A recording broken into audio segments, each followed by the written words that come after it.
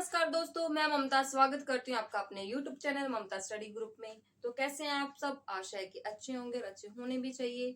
तो सबसे पहले तो मैं आपको ये बता दूं कि मैं इतने दिन बाद आपको वीडियो प्रोवाइड करवा रही हूँ, क्योंकि थोड़ा सा ये भी हमारा स्कूल में भी इतना सारा काम चल रहा था कि रिजल्ट वगैरह की, इस वजह से मेरे को बिल्कुल भी टाइम नहीं मिला वीडियो डालने के लिए।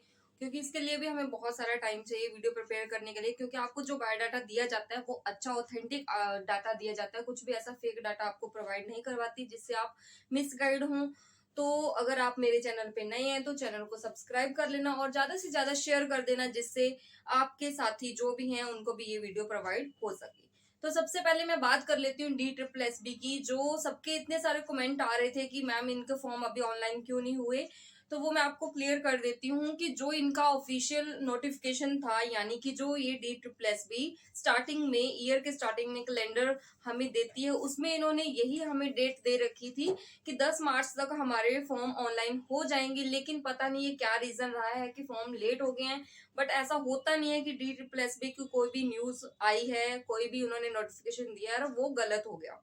ठीक है, चलो किसी भी कारण से वो लेट हुए हैं, लेकिन हमें अपनी तैयारी को नहीं छोड़ना है, हमें अपनी तैयारी को वीक नहीं करना है। क्योंकि फॉर्म तो आने ही है, अगर पिछले महीने नहीं आए तो इस महीने आ जाएंगे। फॉर्म का आप बेसब्री से इंतजार मेरे को पता कर रहे हैं कि फॉर्म कब ऑनलाइन होंगे। फॉर्म भी जल्दी ही ऑनलाइन हो जाएंगे, उसकी टेंशन मत लीजिए। बस आप ये टेंशन लीजिए कि मेरे को तैयारी कैसे करनी है, मेरे को सिलेक्शन कैसे लेने हैं। ठीक है, तो जल्दी ही ऑनलाइन हो जाएंगे फॉर्म। जैसे ही उसकी कोई अपडेट मिलती है मेरे को तो मैं आपको प्रोवाइड करवाऊंगी, क्योंकि अभी तक DSSB ने भी इसके रिगार्डिंग कोई नोटिफिकेशन, कोई अपडेट हमें प्रोवाइड नहीं करवाई है जिससे मैं आपको कोई न्यूज दे सकूं। तो मैं अपनी तरफ से कुछ भी नहीं बोल सकती कि हाँ फॉर्म आ जाएंगे, जल्दी आ जाएंगे। जो उनका नोटिफिकेशन था उसके अकॉर्डिंग मैंने आपको ये सारी डिटेल्स प्रोवाइड करवाई थी। अब देखते हैं किस वजह से ये फॉर्म ऑनलाइन क्यों नहीं हो पा रहे हैं। तो जल्दी मेरे को लगता है ये फॉर्म ऑनलाइन हो जाएंगे। बस आप अपना जो कंसंट्रेशन है वो अपनी स्टडी पे फोकस करके लगे रहें, अपनी तैयारी को अच्छे से करते रहें। बिल्कुल भी तैयारी को वीक नहीं करना है कि आप सोचें कि अभी फॉर्म तो ऑनलाइन हुए नहीं, पता नहीं कब पेपर होगा, हम कर लेंगे तैयारी, हम कर लेंगे तैयारी। ऐसा बिल्कुल भी नहीं सोचना है हमें, क्योंकि हम जब तैयारी करते रहते हैं, ये फॉर्म नहीं तो कोई और फॉर्म निकल जाएंगे, फॉर्म तो हमें मिलते ही रहेंगे। जो बच्चा तैयारी करने वाला है उसको फॉर्म की कमी नहीं है, उसको जॉब की कमी नहीं है। तो बस हमें कमी है हमारी स्टडी में। हमें अच्छे से अपने आप को प्रिपेयर रखना है। किसी भी वैकेंसी के लिए, किसी भी फॉर्म के लिए हम एलिजिबल हैं, तो वो फॉर्म हम जल्दी से फिल करके जब भी कोई फॉर्म आता है तो हम उसका पेपर दें और अच्छे से हमारा सिलेक्शन हो जाए। क्योंकि बहुत सारी वैकेंसीज आने वाली हैं इस साल में, हर अलग अलग डिपार्टमेंट में और हर अलग अलग स्टेट में। ठीक है, तो हम हर स्टेट में भी फॉर्म फिल कर सकते हैं, हम सेंटर में फॉर्म फिल कर सकते हैं। बस आप अपनी तैयारी पे फोकस रखें। ठीक है, तो उसी के रिगार्डिंग आज मैं आपको प्रोवाइड करवाने वाली हूँ बहुत ही अच्छी इंफॉर्मेशन, जो सबके लिए बेनिफिशियल होने वाली है। तो मैं आपको बता दूं, क्योंकि अभी जो +2 के एग्जाम हो रहे हैं, हरियाणा बोर्ड के एग्जाम हो रहे हैं और CBSE बोर्ड के भी एग्जाम इस मंथ में स्टार्ट हो जाएंगे लास्ट तक। तो जो ये एग्जाम्स हो जाएंगे उसके बाद हमें कंफ्यूजन रहती है कि हमने +2 तो कर ली, लेकिन हम कौन से जॉब्स के लिए तैयारी करें, क्या करें, हमारे पास क्या ऑप्शंस खुलते हैं। तो उसी के रिगार्डिंग हम ये पूरी वीडियो आपको प्रोवाइड करवाने वाले हैं कि अगर आपने +2 क्लियर कर ली है लास्ट ईयर, या कभी भी +2 आपने क्लियर कर रखी है, तो आपके पास क्या क्या ऑप्शंस होने वाले हैं, क्या क्या आपके पास क्राइटेरिया होने वाला है कि आप किस फील्ड में जा सकते हैं। तो वो आज मैं आपको पूरी डिटेल्स आपको प्रोवाइड करवाने वाली हूँ। तो वीडियो को लास्ट तक देखना, वीडियो को बिल्कुल भी स्किप मत करना, क्योंकि कुछ भी ऐसी माइनर से हमारे पास अपडेट होती है जो हम छोड़ देते हैं, लेकिन उसके बिहाफ पे हम आगे की जो इन्फॉर्मेशन है वो अच्छे से नहीं गेन कर पाते, क्योंकि पूरी वीडियो सीक्वेंस में बनी होती है। कुछ भी इसमें ऐसा नहीं है कि आपने एक पॉइंट छोड़ दिया और दूसरा पॉइंट आप कैच कर लोगे, ऐसा मत करना। वीडियो को अच्छे से पूरी क्लियर देखना, तो आपको बहुत अच्छे अच्छे ऑप्शंस मिल जाएंगे। तो मेरे को लगता है कि आप अच्छे से वीडियो को देखेंगे और ज्यादा से ज्यादा शेयर भी करेंगे, क्योंकि आपके जो फ्रेंड सर्कल है या रिलेटिव है उनको भी ये वीडियो प्रोवाइड हो जाए। ठीक है, तो ज्यादा बात ना करते हुए हम वीडियो को स्टार्ट करते हैं कि हम आज डिस्कस करने वाले हैं जॉब अपॉर्चुनिटी के बारे में, जो आपकी +2 के बाद होने वाली है। कि हमारे पास क्या क्या ऑप्शंस होने वाले हैं 12th पास करने के बाद। तो मैं सबसे पहले बता देती हूँ, तीन ऑप्शंस होते हैं हमारे पास। सबसे पहला होता है गवर्नमेंट जॉब। ठीक है, सबसे पहले हम तैयारी शुरू करते हैं अपनी गवर्नमेंट जॉब की, उसके बाद हम देखते हैं कि प्राइवेट जॉब्स और फ्रीलैंसिंग। ठीक है, इनके बारे में मैं आपको डिटेल से सारी इंफॉर्मेशन प्रोवाइड करवाने वाली हूँ। तो वीडियो को लास्ट तक देखना और वीडियो को ज्यादा से ज्यादा शेयर करना और वीडियो को लाइक करना मत भूलना, क्योंकि आपका एक लाइक मेरे को मोटिवेट करेगा आपको और इन्फॉर्मेशन प्रोवाइड करवाने के लिए। तो स्टार्ट करते हैं हम अपना गवर्नमेंट जॉब से। सबसे पहले मैं आपको बताऊंगी गवर्नमेंट जॉब्स के लिए हम कौन कौन से डिपार्टमेंट में अपनी तैयारी कर सकते हैं प्लस टू के बाद, अगर आपने प्लस टू पास कर लिया या अभी आप रिसेंटली प्लस टू के एग्जाम देने वाले। ठीक है, सबसे पहले मैं आपको बता दूं एसएससी। ठीक है, उसके बाद यूपीएससी की बात करेंगे कि इसमें एक डिपार्टमेंट है जो हमें प्लस टू के बाद हमारी जॉब के लिए हमें एलिजिबल करता है, और बैंकिंग के बारे में और रेलवे के बारे में, उसके बाद DSSB और अदर्स भी डिपार्टमेंट्स हैं उसके बारे में भी आपको डिस्कस करूंगी इसके लास्ट में। ठीक है, तो सबसे पहले मैं एसएससी की बात करती हूँ, एसएससी CHSL। ठीक है, CHSL है हमारा कंबाइंड हायर सेकेंडरी लेवल, यानी कि ये प्लस टू के बाद हमारी वैकेंसीज होती है, इसमें 2 या 3 लेवल्स होते हैं, वो मैंने आपको शायद एक वीडियो प्रोवाइड करवा दिया है, अगर अभी तक आपने वो वीडियो नहीं देखी है तो जाके पहले वो वीडियो चेकआउट कर सकते हैं आप, उसमें आपको पूरी इन्फॉर्मेशन मिल जाएगी। ठीक है, उसके बाद एसएससी स्टेनोग्राफर, एसएससी एमटीएस की जो अभी लेटेस्ट वैकेंसी चल रही है उसमें हवलदार की वैकेंसी भी है, वो भी मैं आपको वीडियो जल्दी प्रोवाइड करवाने वाली हूँ, उसमें भी पूरी हम डिटेल से पूरी अपनी इंफॉर्मेशन कलेक्ट करेंगे और आपको डिटेल से पूरी वीडियो प्रोवाइड करवाने वाली। ठीक है, उसके बाद एसएससी जीडी का अभी 2 से 4 दिन पहले ही रिजल्ट आया, उसका रिजल्ट आया तो उसमें बहुत अच्छी मेरिट गई है, सब बच्चों ने, बहुत सारे बच्चों ने मेरे जो नॉन में है उन्होंने क्लियर किया है। तो एसएससी जीडी भी हमारे पास बहुत ही अच्छा ऑप्शन है, इसमें बहुत सारे अलग अलग डिपार्टमेंट्स होते हैं, 6 से 7 डिपार्टमेंट होते हैं जिनके लिए हम एलिजिबल होते हैं प्लस टू के बाद। ठीक है, ये भी बहुत ही अच्छी वैकेंसी और इसमें अच्छी सैलरी पैकेज भी अच्छा होता है हमारा।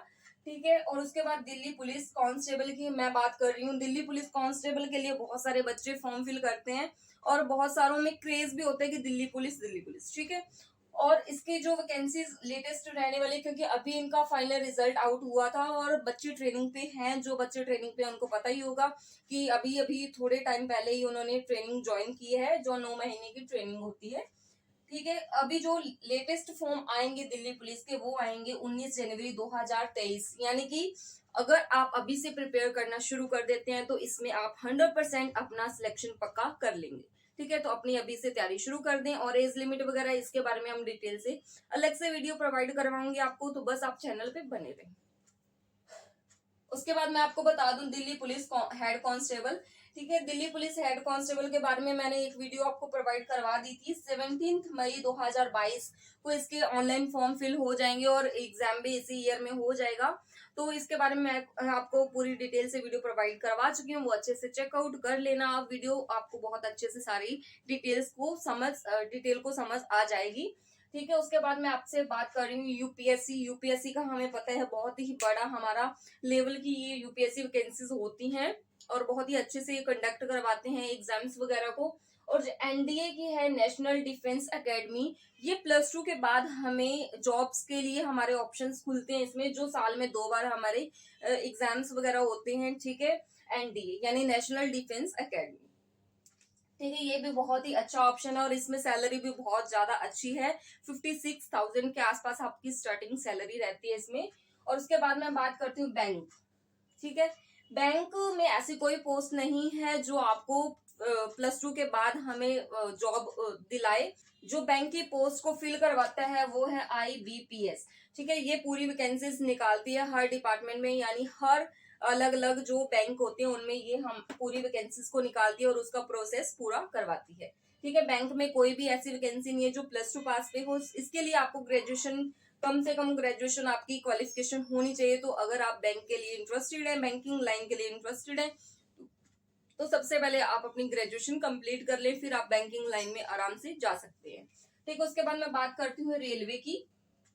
जो रेलवे है हमारा ऑल इंडिया लेवल का, ठीक है, उसमें जो वैकेंसीज रहती हैं वो है RRB एनटीपीसी की, जो अभी 3 से 4 दिन पहले रिजल्ट आया है वो एनटीपीसी है, यानी कि इसके भी 2 एग्जाम्स होते हैं, एक एग्जाम का रिजल्ट आ चुका है, उसका सेकंड टायर का एग्जाम भी जल्दी होने वाला है।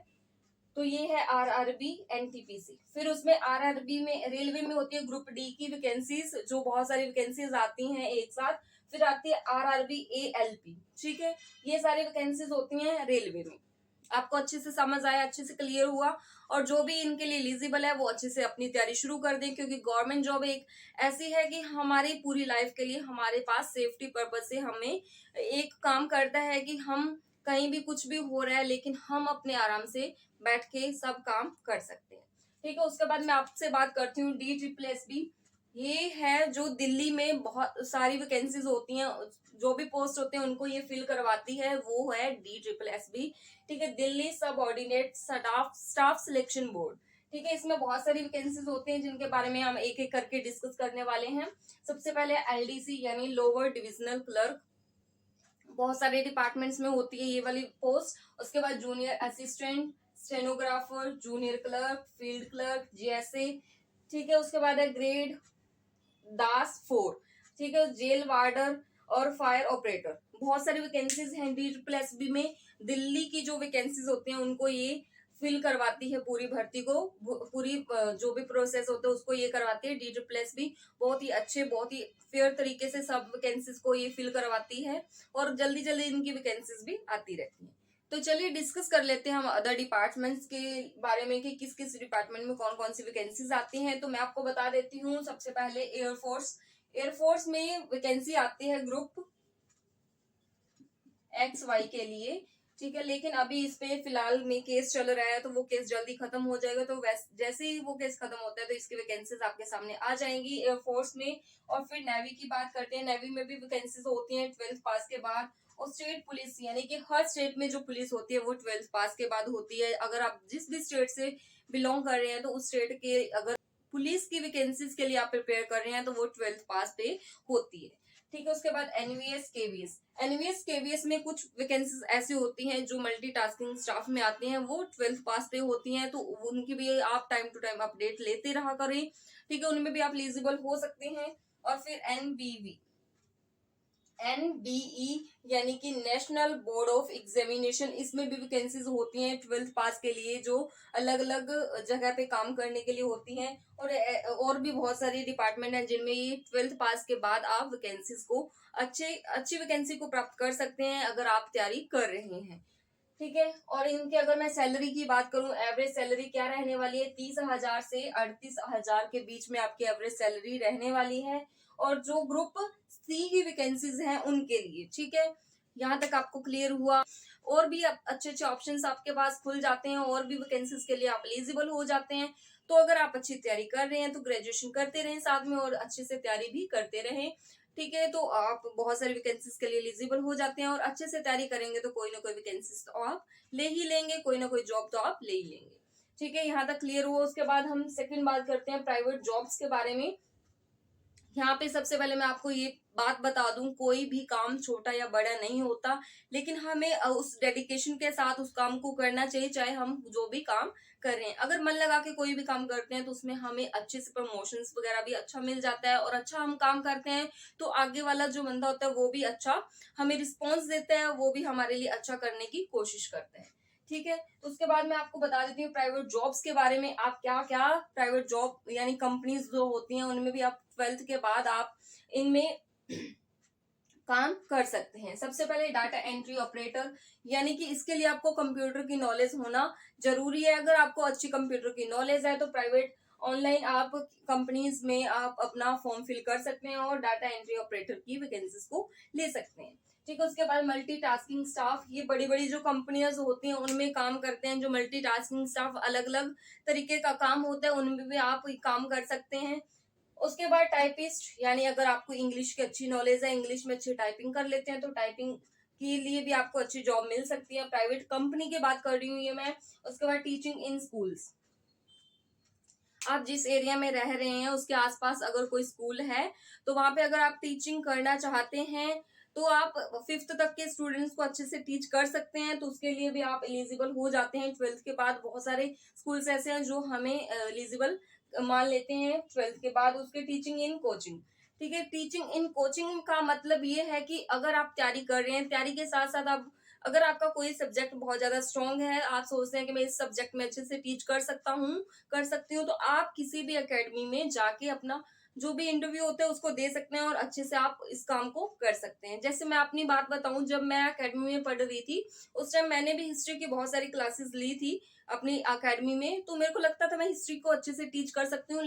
उसमें मेरा एक प्लस पॉइंट ये था कि मेरा भी ये सब्जेक्ट और स्ट्रांग हो जाएगा।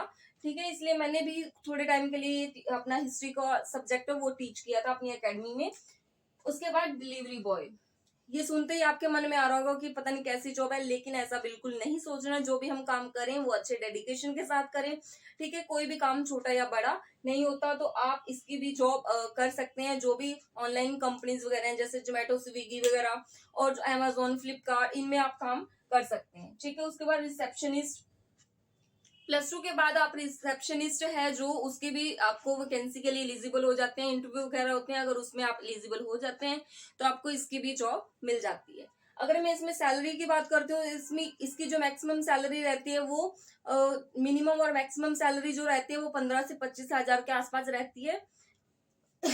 लेकिन टाइम टू टाइम आपके वर्क पे डिपेंड करता है कि आप कैसा काम कर रहे हैं, कैसा बिहेव कर रहे हैं, उसके साथ साथ आपकी सैलरी भी बढ़ती जाती है, ठीक है। यहाँ तक आपको क्लियर हुआ? तो चलिए नेक्स्ट हम डिस्कस कर लेते हैं फ्रीलैंसिंग के बारे में कि फ्रीलैंसिंग क्या है। अच्छे से आपको पूरी डिटेल प्रोवाइड करवाऊंगी कि फ्रीलैंसिंग क्या है और हमें कैसे स्टार्ट करनी है। तो सबसे पहले मैं आपको बता देती हूँ कि ये हमारे पास थर्ड ऑप्शन होना चाहिए। ये नहीं कि हम अपनी स्टडी को छोड़ के इसमें अपना पूरा का पूरा टाइम यूज करें, ऐसा बिल्कुल नहीं होना। सबसे पहले आप अपनी स्टडी पे फोकस करिए। जो आप ऑनलाइन तैयारी, जो भी आप तैयारी कर रहे हैं जॉब्स वगैरह के लिए, उन पे फोकस कीजिए। ये हमारे पास तब ऑप्शन होता है जब हमें दिखता है कि हम कुछ नहीं कर पा रहे हैं, क्या करें, तब हम इस ऑप्शन को यूज कर सकते हैं। और सबसे बड़ी बात यह है कि आप अगर शुरू करना चाहते हैं स्टडी के साथ, अपनी तैयारी के साथ, तो अपना पार्ट टाइम के लिए स्टार्ट कीजिए। जिससे आप पूरा दिन स्टडी कर रहे हैं तो उसमें आप अपने आप को ये मोटिवेट करें कि हाँ मैं अपना 2 घंटे 3 घंटे इस टाइम इसके लिए निकाल सकता हूँ। तब आप इस काम को शुरू कीजिए, क्योंकि इसमें जो भी हम डाटा प्रोवाइड करवाते हैं वो ऑथेंटिक होना बहुत ही जरूरी होता है। कि जो भी हम कंटेंट प्रोवाइड करवा रहे हैं वो रियल होना चाहिए, ना कि हम किसी भी टॉपिक पे उठा के कुछ भी डाल रहे हैं।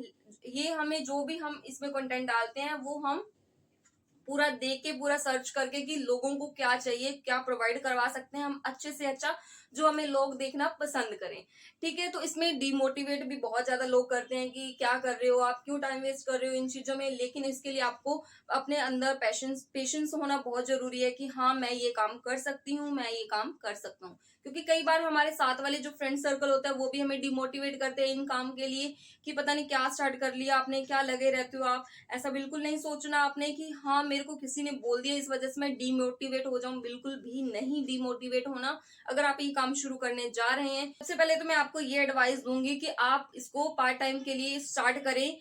तभी आप इसको चेक कर सकते हैं कि हाँ मैं इसमें काम कर सकता हूँ, अगर मेरे अंदर टैलेंट है तब इस काम को शुरू कीजिए। क्योंकि इसके लिए मोटिवेट करना अपने आप को बहुत जरूरी है। तो मैं आपको बता देती हूँ फ्रीलैंसिंग है क्या। जो अभी ऑनलाइन ट्रेंडिंग में जो चल रही हैं चीजें, यानी इंस्टाग्राम, स्नैपचैट, याहू वगैरह, जो भी ये ऑनलाइन साइट्स वगैरह चल रही हैं उनकी बात कर रही हूँ मैं। ऑनलाइन जो भी हम काम करते हैं उनकी बात कर रही हूँ मैं, ठीक है। ऑनलाइन फ्रीलैंसिंग यही होती है। इससे रिलेटेड आपके अंदर स्किल्स होनी चाहिए जो भी आप काम करना चाह रहे हैं ऑनलाइन, ठीक है। टाइपिंग वर्क भी होता है बहुत सारा। हम जैसे कोई भी कंटेंट हम लिख के और उसको टाइप करके अपना किसी भी आईडी वगैरह पे डाल रहे हैं और लोगों को वो कंटेंट चाहिए, उसकी बात कर रही हूँ मैं। और उसके बाद यूट्यूब एक बहुत ही अच्छा सोर्स है। अगर आपके अंदर टैलेंट है तब आप इस काम को अच्छे से शुरू कर सकते हैं, लेकिन इसके लिए आपको मोटिवेट करना बहुत जरूरी है अपने आप को, अच्छा कंटेंट प्रोवाइड करवाना और बहुत सारी चीजें हैं, ठीक है। और जब आपका चैनल मोनेटाइज वगैरह हो जाता है, इसमें क्राइटेरियाज वगैरह होते हैं, जब आप इस लाइन में आएंगे तो आपको अच्छे से समझ आ जाएंगी वो चीजें। तो जब आपका चैनल मोनेटाइज वगैरह हो जाता है तब आपको इनकम वगैरह भी स्टार्ट होती है। तो अगर आप इस काम को करना चाहते हैं, सबसे पहले तो मैं आपको यही एडवाइस दे रही हूँ कि इसको पार्ट टाइम के लिए स्टार्ट करें। फिर ही आपको समझ आएगा कि मैं इस काम को कर सकती हूँ या कर सकता हूँ, ठीक है। तो मैंने आपको तीनों अच्छे से क्लियर कर दिए हैं। जो 12th पास हैं उनके लिए गवर्नमेंट जॉब, प्राइवेट जॉब्स और फ्रीलैंसिंग, ठीक है। तीनों टॉपिक को अच्छे से क्लियर कर दिया है। अगर अभी भी किसी को कोई डाउट हो तो कमेंट करके अपना डाउट क्लियर कर सकता है, मैं उसका रिप्लाई कर दूंगी। जितना भी हो सकता है मैं सबके रिप्लाई करने की कोशिश करती हूँ। लेकिन कई बार ये होता है कि एक ही क्वेश्चन पे बहुत सारे कमेंट्स होते हैं, तो मैं एक कमेंट का रिप्लाई कर देती हूँ तो उसमें सभी का वो डाउट क्लियर हो जाता है। तो सबसे बड़ा डाउट तो अभी जो पीछे वाली वीडियोस में था वो DSSS के रिगार्डिंग था, वो मैंने स्टार्टिंग में ही क्लियर कर दिया है। बस आप अपनी अच्छे से स्टडी स्टार्ट करें, अच्छे से तैयारी करते रहें, तो जल्दी वैकेंसीज आ जाएंगी, जल्दी ऑनलाइन फॉर्म हो जाएंगे, बहुत सारी वैकेंसीज आती रहती हैं। तो आप अपनी अच्छे से तैयारी करते रहें, ठीक है। तो और वीडियो को ज्यादा से ज्यादा शेयर कर देना, और अगर आप अभी भी चैनल पे नए हैं तो चैनल को सब्सक्राइब कर देना और वीडियो को लाइक करना ना भूलना, क्योंकि मैं आपको अच्छे से अच्छा कंटेंट प्रोवाइड करवाती हूँ। तो मिलते हैं अपनी नेक्स्ट वीडियो में, तब तक के लिए धन्यवाद। जय हिंद, जय भारत।